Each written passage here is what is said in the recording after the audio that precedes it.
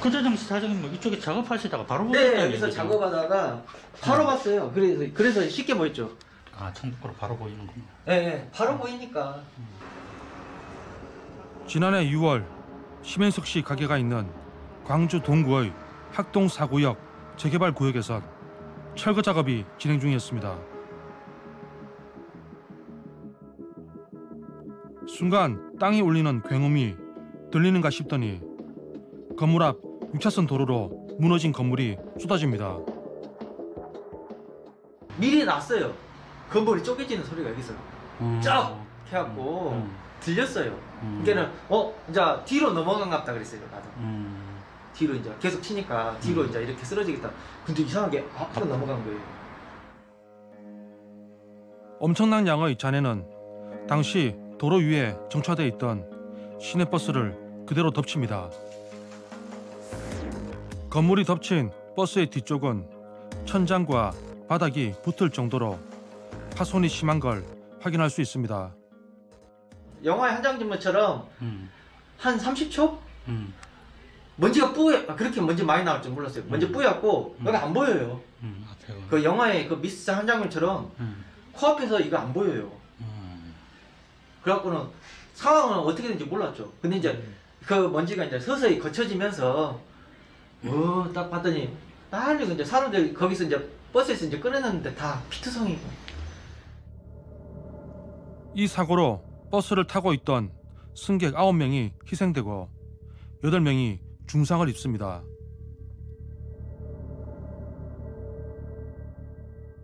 다시 한번 있어서는 안 될 사고로 유명을 달리하신 고인의 명복을 빌며 구청장으로서 시민들에게 죄송한 마음을 금할 수 없습니다. 그로부터 7개월이 지난 올해 1월 광주에서 또 한 번의 대형 붕괴 사고가 발생합니다. 당시 사고가 난 대형 아파트 단지는 현재 모든 공사가 전면 중지된 상태입니다.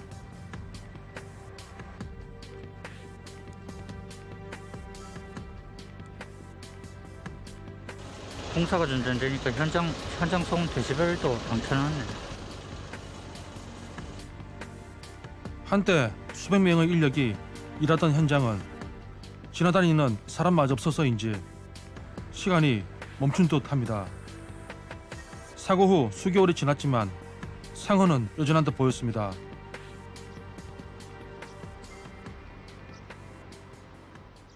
이 시간에 차가 여기 지금 한 대도 안 다니잖아. 사람도 없더라고요. 사람도 없고 차도 안 다녀. 실질적으로 언론상에서 이제 소문이 다 나버렸잖아. 그러니까 아주 급한 볼일 보는 사람들도 전화상으로 전화하고 급한 볼일만 딱 보고 도망가는 거지. 그게 현명하지, 안 다치려면. 실질적으로 뭐 언제 어느 시에 어떤 상황이 돌발할지 누가 알아요? 아무도 모르는 거지. 피하는 게 최상책이지. 현명한 거지. 이 지역에서 장사하신 상인분 입장에서 되게 속상하시겠어요. 속상한 정도가 아니죠. 그러니까 이 동네가 관광지가 돼버렸어요. 젊은 친구들이라든지 물건으로 사러 온 사람들이 핸드폰 갖고 저걸 다 찍어가요. 그러니까 기가 안 차니까 찍어가는 거죠. 기가 안 차는 게 실질적으로 그냥 관광지 비슷하게 됐어요.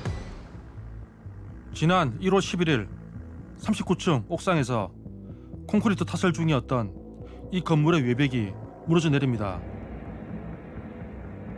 어메, 근데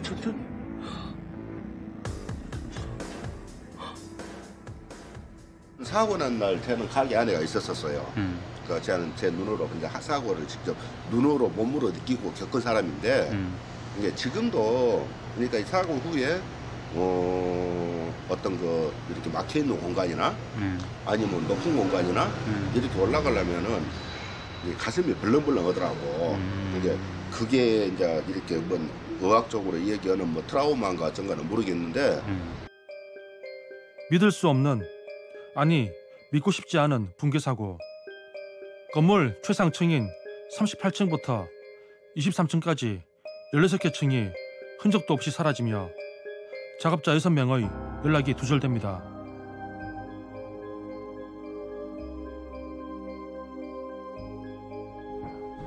안정호 씨는 지금도 매형의 마지막 전화를 못 받은 게 후회스럽습니다. 전날 이제 전화를 한번 하셨는데 저도 이제 일이 바빠서 못 받았고 저기 현장 들어가시면서부터는 이제 서로 조금 아무래도 거기에 정기적으로 일을 하시고 또 저는 저대로 또 제가 체육관 외에 다른 사업도 해서 타지를 많이 가서 좀 막내가 좀 뜸했는데 이제 내일 전화해야지 하고 이렇게 이제 넘어갔었죠.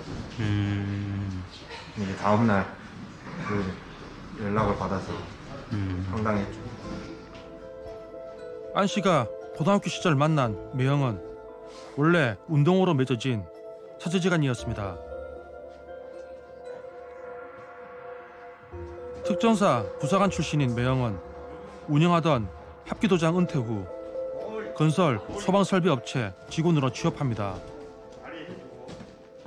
매형분께서 거기 서구에서 정확히 어떤 일을 담당하셨던 소방 설비, 스프링클러 설비이라 예전부터 이제 부업 삼아 이렇게 그런 설비 일을 좀 곧잘 하셨거든요. 체육관 하면서도.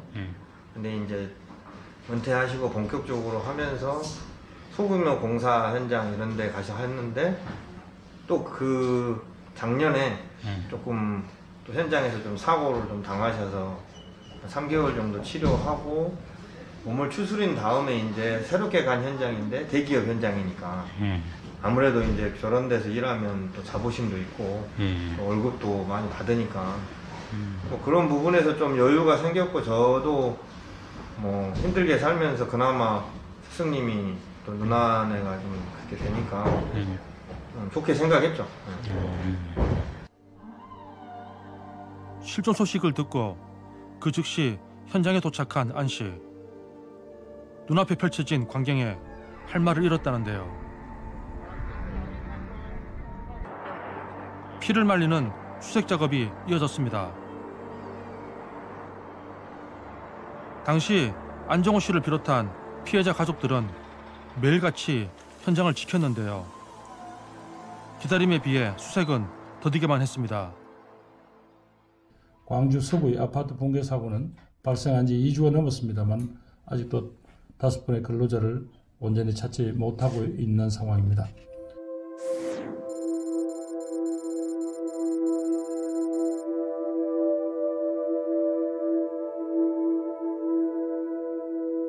소리가 우당탕탕 나길래 가족들 텐트에서 바로 튀어나가서 보는데 이제 너무 처참했죠.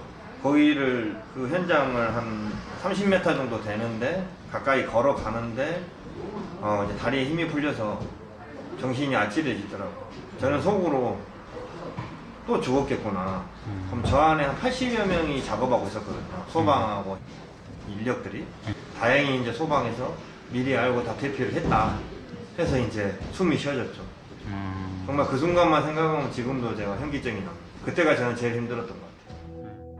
실종자가 차례로 수습되기 시작하며 안 씨의 마음속엔 다행이라는 생각과 함께 두려움도 생겼습니다.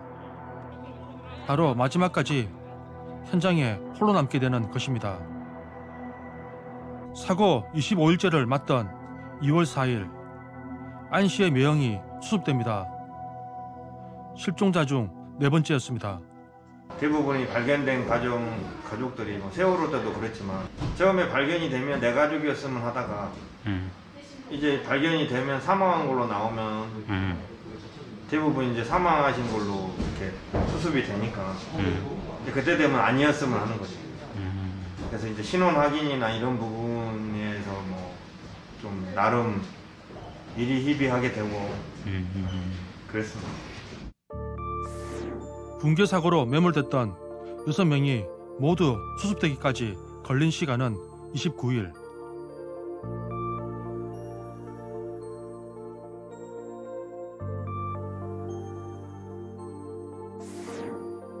누군가의 아빠이자 아들, 남편이었던 이들은 그렇게 어처구니 없는 사고로 영영 돌아오지 못합니다.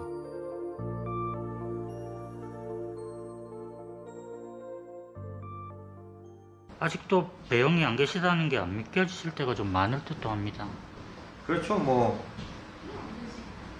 그냥 가면 만날 수 있을 것 같고 술을 항상 좋아하니 거기서 술 마시고 계신 것 같고 누님도 꼭 집에 올 것 같고 그런다 그러더라고요. 장례도 치렀는데 그런 생각이 듭니다. 아직도 봤는데 믿어지지가 않아요.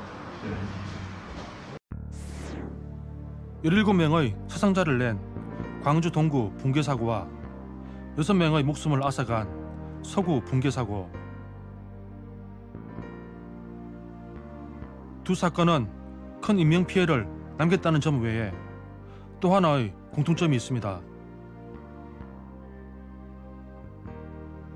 바로 시공사가 국내 굴지의 대형 건설사로 갔다는 점입니다.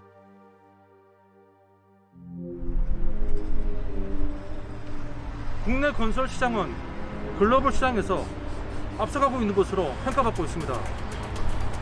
비단 그런 여건이 아니더라도 신축공사 중이던 부상복합 아파트 일부 층이 무너져 내린 것은 좀처럼 믿기 힘든 충격적인 일입니다. 도대체 광주 서구의 붕괴사고 원인은 무엇일까요? 사고 다음 날부터 약 2개월간 사고 원인을 조사한 국토교통부 사고조사위는 지난달 14일 조사 결과를 발표합니다.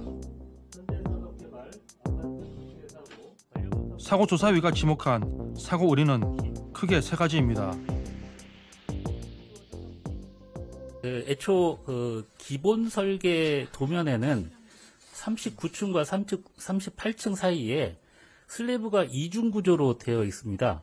이제 그것을 원래는 이제 재래식 거푸집 공법으로 수행을 하도록 되어 있었습니다만 실제적으로는 그게 불가능해서 공법 변경을 하게 되었고요. 당초 해당 건물은 39층 바닥 타설을 일반적 거푸집 공법으로 진행할 계획이었습니다. 하지만 어찌된 일인지 지난해 10월쯤 데크 플레이트 방식으로 변경됩니다. 데크 플레이트는 재래식 거푸집과는 달리 지지대를 설치하지 않아도 됩니다. 39층 바닥 시공 방법이 설계 도면과 다르게 변경되며 바로 아래에 위치한 피트층엔 기존 설계에 없었던 콘크리트 가벽이 설치됩니다. 네, 다시 말씀드리면 38층 피트 슬래브가 완성이 됐고 그 위에 이제 원 설계는 없었던 데크 플레이트 지지용 콘크리트 가벽이 이제 설치가 됩니다. 이 빨간색으로 보이시는 건데요.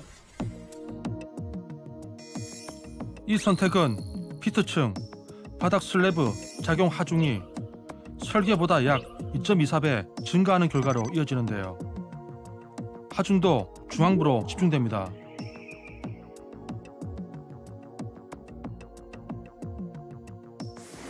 하지만 시공사 측은 이 같은 변경 사항에 대해 관할 구청의 승인을 받지 않은 것으로 알려집니다.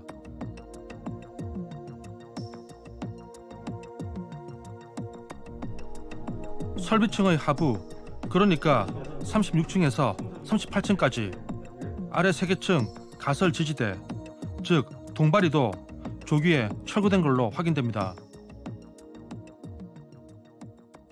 상부에서 오는 하중을 하부로 그대로 지탱을 해주는, 받쳐주는 역할을 하는 게 동발입니다. 자, 여기 보시면은 상부에서 콘크리트를 타설하기에 상부 거푸집이 설치되어 있는데요. 그 하부로 수직으로 그대로 받쳐주는 그런 역할을 하는 게 동발이라고 합니다.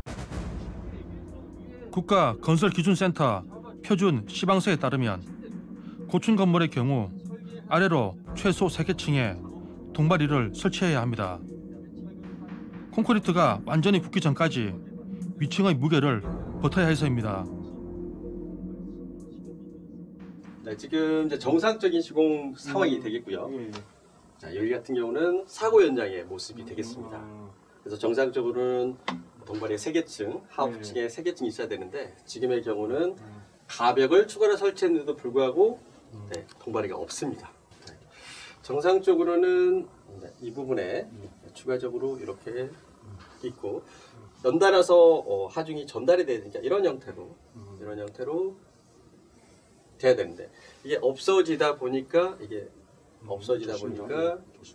식으로 무너졌다라고 보시면 됩니다. 그럼 이제 누적으로 이가 무너지게 되니까 여기 부분이 추가적으로 이렇게 그럼 이 밑으로 왔을 때는 이렇게 또 추가적으로 내려오면서 연쇄 붕괴가 됐다고 보시면 됩니다. 사고 조사위는 동발이 조기 철거의 원인이 작업의 편의성 때문인 걸로 파악하고 있습니다. 그 밑에 38층서부터 36층에 이르는 이제 그 동발이 이제 가설 기둥은 39층 콘크리트 타설이 되는 시점에서는 어떤 이유에서든 제거가 되면 안 됩니다. 근데 그거는 이제 별도 이유를 달 수는 없고요. 다만 저희가 확인한 바로는 작업의 편의성을 위해서 가설재를 인입구로 활용하기 위해서 이렇게 한 것으로 이제 파악이 됩니다만 여기에 콘크리트도 적정 강도에 미치지 못한 것으로 드러났습니다. 콘크리트 강도 부족은 건축물의 안전성 저하로 이어질 수 있습니다.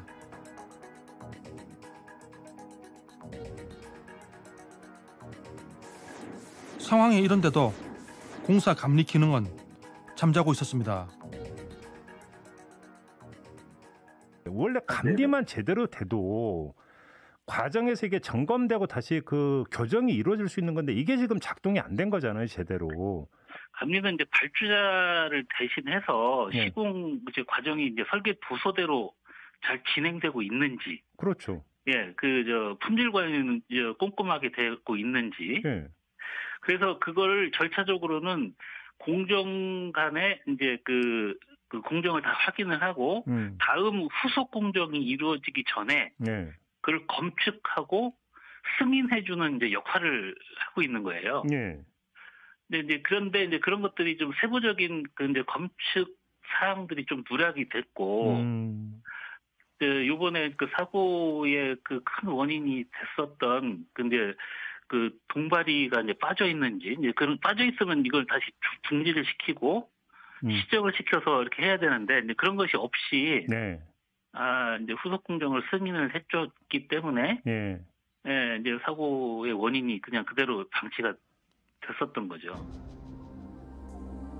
미흡한 품질과 부족한 산업안전의식 등이 맞아떨어진 공사 현장은 1차 붕괴를 일으킨 후 아래쪽으로 16개 층이 넘는 연속 붕괴를 일으킨 걸로 파악됩니다.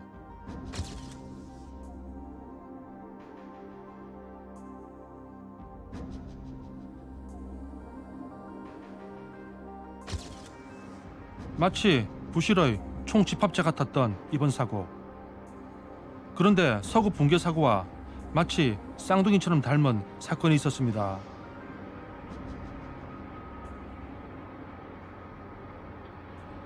(70년 4월) 와우 아파트가 붕괴돼 30여 명의 사망자가 발생했다. 1970년 발생한 와우 아파트 붕괴 사고는 지난 수십 년간 부실공사의 대명사처럼 불리는 사건입니다. 지은 지 불과 4개월도 안 된 건물을 붕괴시킨 건 안전 불감증이었습니다. 당초 건축 설계가 잘못된 데다 공사비까지 낮게 책정돼 철근이나 시멘트 등이 충분히 사용되지 못했는데요.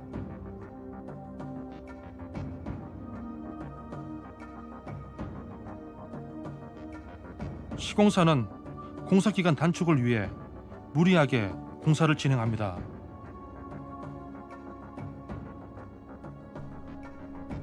(50년이란) 시간을 뛰어넘어 서민들에게 좋은 아파트를 공급하려다 오히려 불신을 조장한 두 사건. 부실공사가 가져온 씁쓸한 현실을 되새기게 합니다.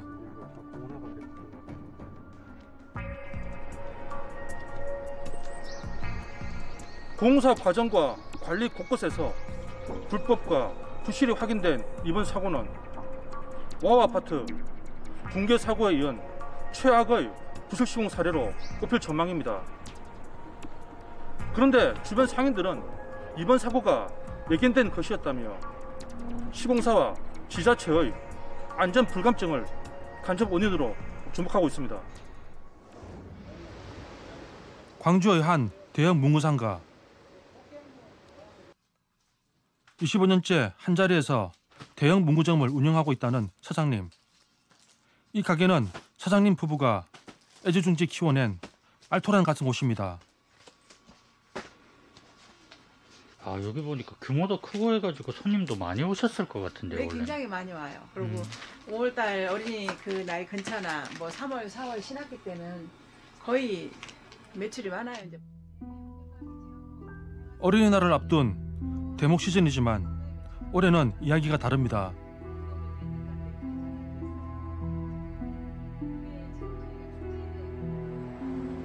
안전을 이유로 손님들의 발길이 끊긴 겁니다. 이거 다 여기 있는 거 다 지금 쏟아져서 깨진 거예요. 이 다이도 다 박살난 것이. 이 유리창부터 시작해서 하나도 쓸 수 없고 이런 데 봐보세요. 보시면 이렇게 생겨 있어요. 이런 걸 어떻게 모든 제품에가 다 이렇게 돼 있어요. 여기 위에도 이렇게 돼 있고. 지금 실로폰 애들 아낀데 그거 하나도 쓸 수 없잖아요. 시멘트 가루가 막 다. 네네. 시멘트 가루뿐이 아니에요. 이거 지금 문도 다 고쳐서 이렇게 된 거지. 사고 당일 매장 안엔 사장님과 직원, 손님들도 있었습니다. 그때 마침 방학 중이었고 또 오후 한 4시 그 무렵 시간이어서 다행히 매장 안에 있어서 있는 손님 몇 명은 인명피해는 없었어요. 도망 나가서. 하지만 사장님은 바로 빠져나오지 못했습니다. 등에서 머리 등 뒤로 깨지고 이 자리에서 이렇게 있다가 여기를 못 빠져나가서 보시다시피 여기 안에가 좁아요. 이렇게 디귿자로 나가서 도망을 가야 되는데 엄청나게 빨리 엄청나게 빨리 한 5초 만에 저게 쏟아진 상황에서 도망갈 수가 없어요. TV가 떨어져서 제 머리 목 뒤로 떨어져서 등 쪽에 하고 이렇게 엉금엉금 기어서 나가다 보니까 양쪽 무릎에 연골이 찢어졌습니다. 전치 3주 진단을 받고 입원 치료를 받은 후 현재 물리치료와 정신과 치료를 병행하고 있습니다. 조금만 더 신경을 썼더라면 충분히 막을 수 있는 사고였다고 생각한다는 사장님. 그 사고 나기 전에도 아무튼 조금 전조 증상은 있었던 것 같긴 해요. 땅바닥도 갈라지고 저희 지금 밖에 나가 보시면 그 계단 쪽에 보시면 땅바닥이 쩍쩍 지금 다 갈라져 있습니다. 그래서 안전진단 지금 하고 있는 상태고요. 이제 사고가 나니까 그런 안전진단도 하지. 그 전에는 우리 상가에 민원 넣고 이렇게 해도 안전진단 한 번 하지 않았어요. 공사 현장과 상가 사이 아무런 안전장치가 없었다는 것도 아쉬운 대목입니다. 인근 주민과 상인들은 공사 관련 민원을 끊임없이 접수했습니다.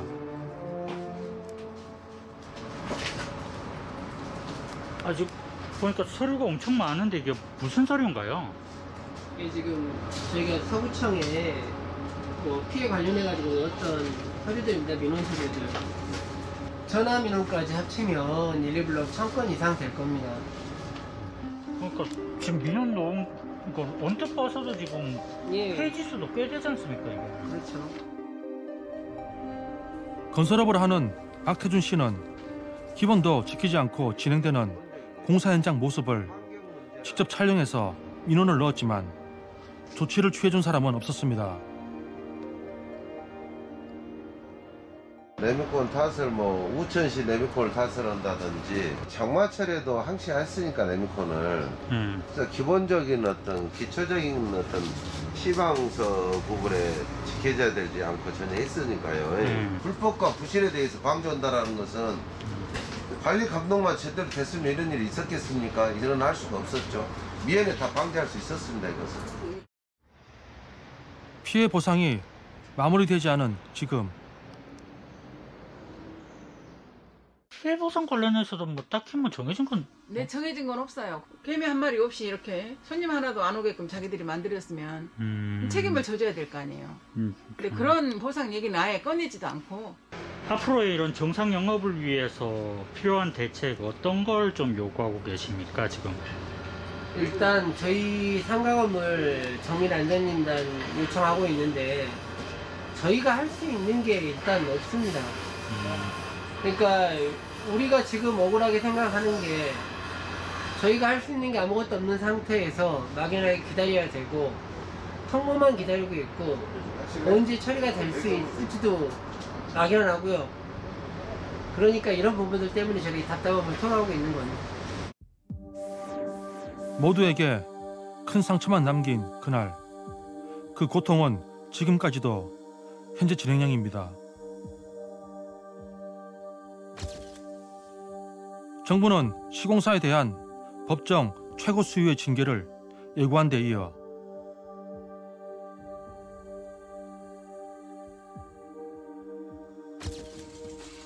부실 시공에 대한 처벌 수위도 대폭 강화키로 했습니다. 시설물 중대 손괴로 일반인 3명 또는 근로자 5명 이상 사망 시에는 즉시 등록 말소하는 원스트라이크 아웃도 도입하겠습니다. 부실 시공에는 무관용 원칙으로 엄정 대응해 이번 아파트 붕괴 사고와 유사한 사고가 다시는 발생하지 않도록 하겠다는 건데요.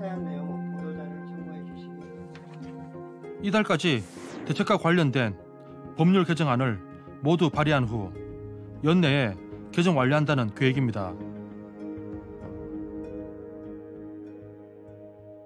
외국처럼 징벌적인 손해배상이 반드시 돼야 된다고. 그래서 사람을 죽이면 어마어마한 배상이 이루어져야 그 돈이 무서워서 지킬 거라고 봅니다. 기업이라는 거는 돈을 벌기 위해서 집을 짓고 건물을 짓는 거잖아요. 근데 자기가 그럼으로 인해서 금전적인 피해가 생긴다는 게 가장 큰 타격이거든요. 마지막으로 하고 싶은 말을 묻자 그는 이렇게 말합니다. 제발 어떤 목숨의 희생 없이